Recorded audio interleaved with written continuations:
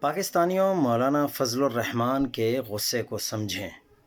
مولانا کے ساتھ ہاتھ ہو رہا ہے اور وہ بھی مسلسل۔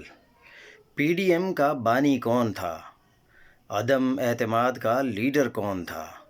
اس وقت کہا گیا آپ کو صدر پاکستان بنانا ہے، ان سے ساری مفت میں مزدوری کروا کر عدم اعتماد سے عمران خان کی حکومت ختم کر کے ان کو دکھا دیا گیا ٹھنگا۔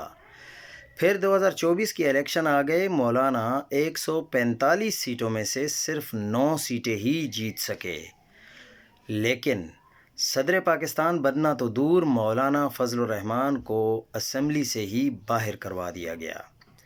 پھر 26ویں آئینی ترمیم کے بدلے ان کو آفر دی گئی کہ آپ کو مخصوص نشستیں دلوا کر تعداد 18 کروا دیں گے، پھر عدم اعتماد کروا کے صوبہ آپ کے حوالے کر دیں گے، پھر سے مفت مزدوری کروائی گئی، 26ویں آئینی ترمیم کروا کے مخصوص نشستیں تو دے دیں، مگر اب پھر سے جب وزیر اعلیٰ تبدیل ہوا، ووٹ پڑے تو مولانا کو ٹھنگا دکھا دیا گیا، ایک ووٹ بھی نہ توڑ کر دیا۔